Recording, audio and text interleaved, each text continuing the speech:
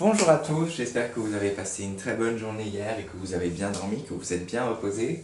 On continue aujourd'hui avec nos rituels. C'est triste, ça, il nous reste plus que cette journée et la journée de jeudi en vidéo. Et du coup voilà, parce qu'après on a le vendredi de Pâques et voilà, du coup il faut vraiment profiter de ces derniers jours. Voilà, ok. Parce que je pense pas que je mettrai des vidéos pendant les vacances. J'ai pensé pendant quelques secondes à me dire tiens je pourrais faire des vidéos spéciales sur des langues et tout, mais je vais voir. Avec l'école ça va déjà être assez compliqué, on verra. Il faut qu'on s'organise aussi, voir comment ça se passe après les vacances.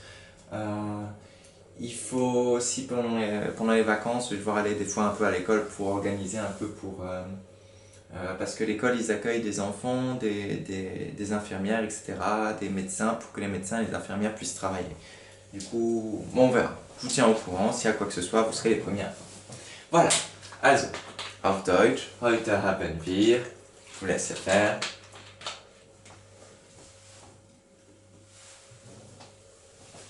Là, il y avait un petit piège.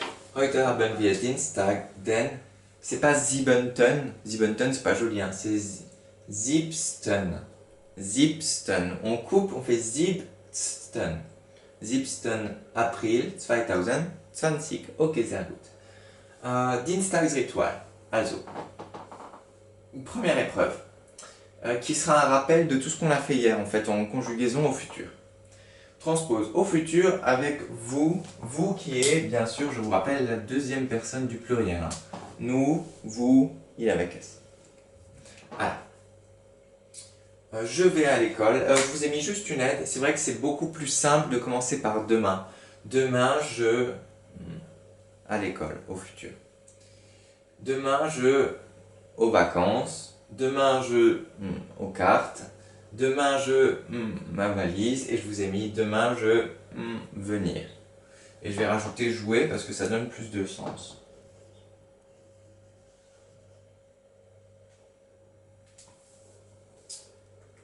Par exemple, on demande à quelqu'un, on dit demain je venir jouer chez toi, pas de souci. Voilà, le verbe pouvoir du coup. Je vous laisse faire ça. Je vous rappelle qu'avec les verbes en ER, un infinitif, c'est-à-dire le verbe, je sais pas moi, aller, c'est souvent ER, EZ. Enfin bref, mais après il y a des soucis. Il y a plein d'exceptions, hein. C'est pour ça que ça marche pas aussi bien. Avec penser, ça marche, par exemple. C'est le verbe penser, P-E-N-S-E-R, ça marche, vous rajoutez E-R et vous mettez E-Z. Voilà. Bref, je ne dois pas trop vous aider non plus. Du coup, cet exercice qui est, j'ai mis une étoile, mais voilà, c'est parce que c'est le début du futur, mais c'est pas simple, je sais. Ensuite, épreuve 2, qui est une épreuve sur ce qu'on a travaillé vendredi, sur les polygones, du coup. Bon, d'ailleurs, petit rappel, j'ai oublié de vous le dire, un polygone, c'est une figure du coup fermée, qui est composé seulement de côtés, pas de côtés en forme de rond, hein, de côtés bien en forme de trait. Voilà. Du coup, trouve le nom de chaque polygone. Ça vous vous rappelez. Vous comptez le nombre de côtés. 1, 2, 3, 4, c'est un 1. Vous comptez le nombre de côtés. 1, 2, 3, 4, 5, c'est un 1. C'est dans la leçon. Côté 1, 2, 3, 4, 5, 6, c'est un gone. Bref. Et là, je vous ai mis une aide. Cette figure, je vous ai mis comment est-ce qu'on comptait en grec, du coup 15, ça se dit pentadéca, 16 hexadéca, 17 heptadéca. C'est simple en fait pour compter en grec, déca ça veut dire 10, penta ça veut dire 5. Du coup pour dire 15, on dit 5, 10. Ok, comme en allemand on inverse. Hexadéca, hexa c'est 6, déca c'est 10, 6, 10.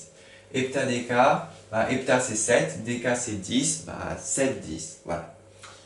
Bref, c'est pas simple d'essayer de me trouver le nom de cette figure, la figure E1.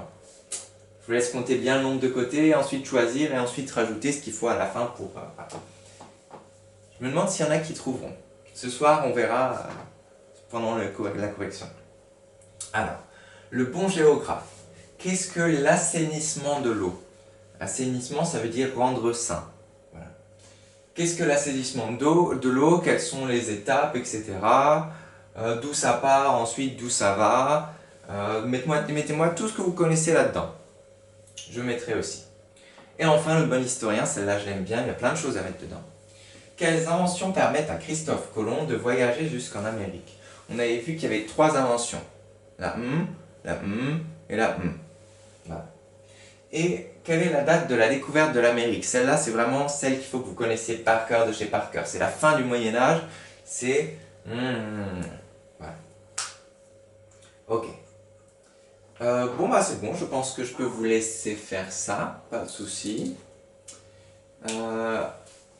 Ce soir, 16h30, correction. Et voilà. A tout de suite pour le français. Je vous fais un zoom pour les enfants qui n'ont pas de classroom.